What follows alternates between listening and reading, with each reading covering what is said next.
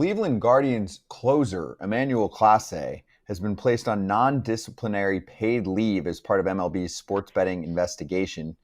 And Clase is joining Luis Ortiz on that investigation and the paid non-disciplinary leave situation. So basically, you get paid to sit. They investigate. They don't want you on the field while they try and figure out what's happening. We'll let you know more details as we learn of anything. Remember, this was 2-3 weeks ago, around July 4th weekend, when we learned about his teammate, Luis Ortiz, and 2 questionable pitches that they were investigating. We haven't heard anything since. Questionable? Very questionable pitches. And now his teammate is part of this investigation as well. It sounds like no one else is. That's what the Guardians came out and said. So no one else. It's these two. So why didn't this come out when Ortiz came out? Why didn't Clase come out at the same time? Because maybe they dug deeper and they found more stuff? Yeah. So did they do – we have a million questions like we got with Ortiz. Or did they do something together? Or did he do the same thing possibly? Not saying they did them, but are they being accused of doing the same thing? Because I think – Kratz, tell me if I'm wrong here, but I think as a pitcher, if you could do, I don't condone this, but as a pitcher, if you could say, if you have friends and you say, hey, I'm going to pitch, when I come in to pitch, bet a ball on this pitch and I'll throw a damn pitch out to make sure that they don't swing at it. That's about as easy of a bet to fix as you could ever get, right? I'm not saying they did it. I'm just saying, but that hypothetically, that would be the easiest one to fix in the world. Yeah, if you can buy that prop of like, hey, the next pitch is going to be a ball or something, how they'd figure it out, it's a little different with Ortiz because he's starting. So it's like, hey, you know what? This inning is when I'll do it. It's not really going to affect the game. Clase, you're closing. So I'm reticent to say, oh, well, it was something that he was fixing. Maybe there was something, maybe he was gambling on things that – I don't get it. I'm not going to speculate. No. I just think why do it? Why do it is my thing. Here's my thing. Even if he's closing, he can just tell his, the people say, if I come in, next time I pitch, the first pitch is going to be a ball, right? Because you can live bet these things now. Again, I'm not saying he did this, but I'm saying if you were going to do this, this would be like the easiest one because as a hitter, you can't guarantee I can get a hit or I'm going to, or you could say, well, I'm going to swing at this pitch, but what if they throw it at you and it hits you? There's, you can't, the easiest thing to control on a baseball field is if I'm a pitcher and I throw that ball like Ortiz threw that bounced 15 feet in front of home plate and be like, oh, I slipped. Oops, sorry, guys. I don't Yard dart. Yeah, but I'm not saying they did this. I'm not saying any of that. But out of all the things that we've ever talked about as far as gambling goes, this would be the easiest one to self-control. Now, I'll remind people we catch things like this because bets are placed on regulated apps. It's true. And then that's how they figure this out. In the past, you can't do that. My question is, someone like Luis Ortiz, I'm just looking at finances, is a league minimum guy. Emmanuel Clase is rich. He is rich. He signed a 5-year, $20 million extension back in 2022 with club options. So, for example, going through his salaries, last year he made $2.5 million, and then also was in the playoffs, made some more money. This year, $4.5 million. Next year, $6 million. And then there are back-to-back club team options, or club options. Club and team is the same thing. Good job. $10 million in 2027 and 2028. Again, anybody can do this stuff. My point is, Kratz, it's not like he's underpaid and not in the league for a long period of time. He is underpaid based on his talent over the last few years, but it's not like this guy isn't making any money. There are many major leaguers who will play 2-3 seasons, make the league minimum, which is still good money, but it's not enough to support you for your entire life. And they're looking outside for influence. This, Kratz, he's rich. He's definitely rich. Look, Luis Ortiz is definitely rich too. He doesn't need to have little piddling things. It is not good. It doesn't look good for the whole situation because they're both on the same team. They're both pitchers on the same team. So if somebody got to these guys, if there's, one of them is one of them's buddy, somebody talked to him, it doesn't look good that they're both on the same team.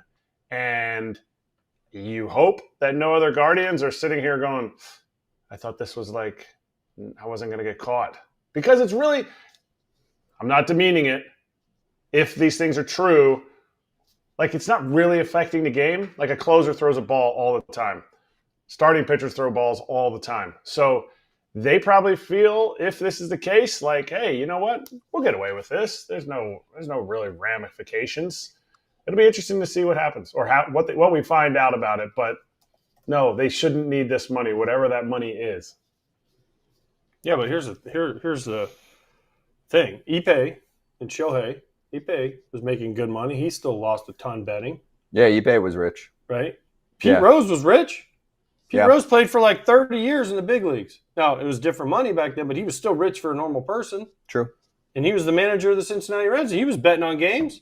Sometimes it doesn't matter how much money you have. You can have debt we don't know about. There could be things that are happening we don't know about. Right? And if it's someone – listen, people are always, no matter how much money you have, they're always looking for a quick way to make another buck. Again, we're not saying – we just want to make this clear. We're not saying that they did this. No, he's under investigation. That's what we do. Yeah. But the thing is like just because you're rich, he's rich, he didn't gamble. I know a lot of rich dudes that gamble a lot for no reason. Yeah, but gambling is different from betting on baseball. But the thing about betting, again, I'm going to say this again. The easiest thing to fix in the world in baseball is I am a pitcher. And people in the chat are like, the catcher and pitching coach call the pitches. I could call whatever pitch I want. But if that dude has the ball and I want to call first pitch heater and he throws it over my head, that he can do that. And he can do this too, or he can shake you off on his hit the button, right? Like that. Whoever calls the pitches doesn't even matter. I could call slider, like Clase, cutter 100 miles an hour, and he throws it 4 feet outside, and he's like, oh, the mound. Oh, dang, I slipped on the mound. And then he goes back and you see the kick in the dirt, right? Like, or they grab the rosin bag and like, it's sweaty. Like, that would be, honestly, like the Ortiz pitch. The first one was kind of close. The second one was literally nowhere close. Like that, again, not saying he did this, but that is the easiest thing for me in baseball. That would be to say, if I could bet on something to fix, that would be it. Here's the other factor now. Let's get to the team side of things. The Guardians seem to be in light listen for sell mode. This is not necessarily their year, right? Emmanuel Clase might have been traded.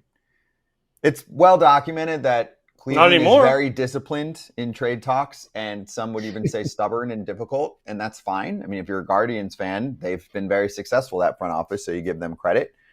Well, Kratz, it's not getting traded now. They might have been behind the scenes going, hey, this is the year, right? Let's trade him. We've got multiple years left of control plus the options.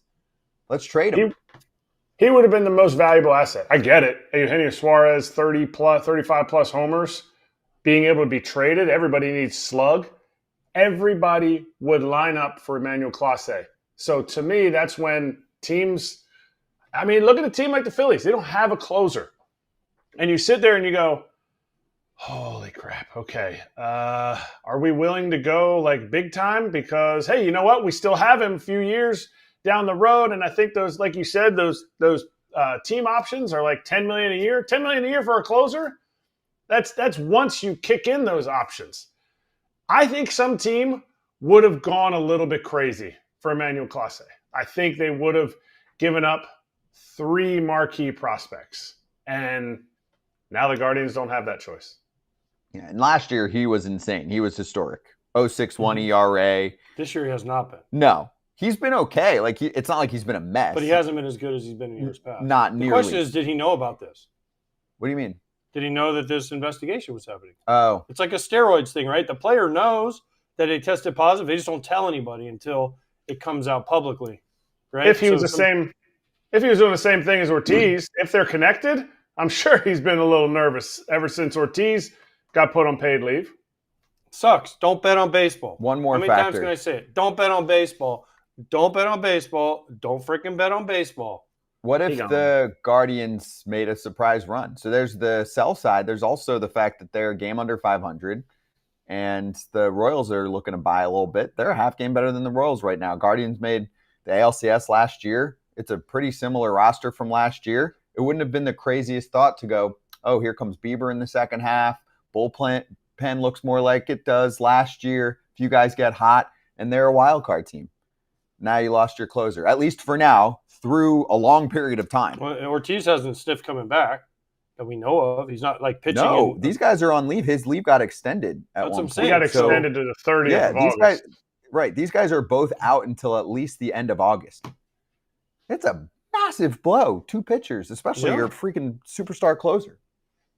So we'll let you know if we hear anything else about specifics. But what we do know is Emmanuel Clase is not getting traded, and he's not pitching in the major leagues until at least September as this investigation by Major League Baseball continues. Kratz, if I'm new to card collecting and I'm looking for the safest, most trusted way in the game to acquire cards or to buy a card but not go through a ton of work where I'm going to the shows, I'm going online doing auctions, I want it all in one place, I'm going to Arena Club. It's all in one place. You know you're getting a good price, whether you're buying it or you're selling cards. If you're new to it, you don't want all the other crappy cards. You can get the ones that you want. You can start your collection. And if you get them on Arena Club, your collection will look boss. That's right. And may I mention, they also have Pokemon cards in those slab packs that we talk about every week. You can rip a pack for as low as $25 and hit on a card that's worth tens of thousands of dollars because every pack has grails that are at least 20x the price of the pack. So get involved at arenaclub.com/foul. Use the code FOUL to get 20% off your first slab pack or card purchase.